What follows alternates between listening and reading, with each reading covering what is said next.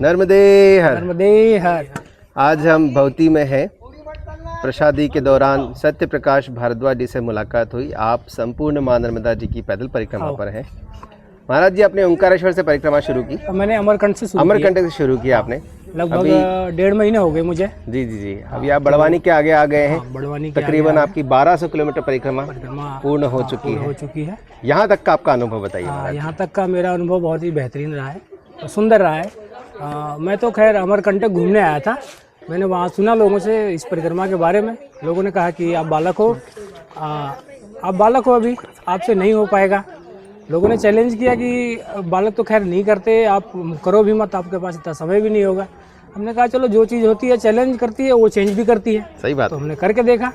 अगर 1 हफ्ते का अनुभव मैं आपको बता रहा हूँ, शुरू के 1 हफ्ते इतने बेहतरीन, इतने सुंदर अनुभव, आप सोच भी नहीं सकते कि लोग किस तरह से सेवा भाव रखते हैं, कैसे सेवा करते हैं।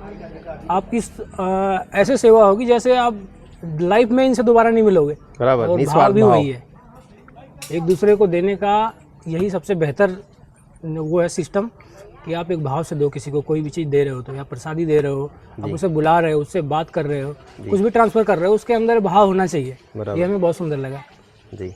अच्छा अनुभव रहा। लगभग 1.5 महीने हो गया मुझे, अच्छा लग रहा है। और आज भैया की एनिवर्सरी है। धन्यवाद, बहुत बहुत बधाई आपको। धन्यवाद महाराज जी। ठीक है। नर्मदे नर्मदे हर। आगे भी आपकी परिक्रमा निर्विघ्न चले, संपूर्ण हो, यही कामना के साथ। अभी तक तो जितने लोगों ने परिक्रमा की है जी, कभी सुनने में नहीं आया है कि किसी की परिक्रमा में कोई विघ्न आया हो, या फिर कोई ऐसी आपदा आई हो, या फिर कोई ऐसी घटना सुनने में मिली हो। ये मैया की असीम कृपा है जी कि अगर आप बीच जंगल में भी अकेले पड़े हो तो आपको भोजन की व्यवस्था हो जाएगी, आपको बाल भोग की व्यवस्था हो जाएगी, आपको रात्रि विश्राम की व्यवस्था हो जाएगी। ऐसा कोई एक सिंगल मैटर भी सामने नहीं आया है कि किसी को तकलीफ हुई है भैया की जो परिक्रमा में चल रहे हैं। जी जी।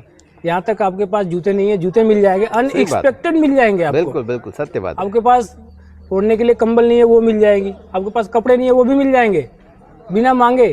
तो मैया ये करती है आपके लिए। बिल्कुल। अगर आपको इसका वास्तव में अनुभव चाहिए तो जब तक आप करेंगे नहीं, अब तक आपको मिलेगा। शब्दों में बखान नहीं किया, शब्दों में नहीं कर सकते इसको बखान। आप करिए, इसका अनुभव लीजिए, आनंद लीजिए। बहुत सुंदर भाव है मैया का। एक बालक की तरह आप उसके साथ साथ चलोगे, आपको ये अनुभव भी होगा, हर पल एहसास होगा। ये सबसे सुंदर चीज़ है इस यात्रा की। मैंने तो एहसास किया है, मैंने अनुभव किया है, आप भी कर सकते हो अगर करोगे तो। ठीक है। नर्मदे हर।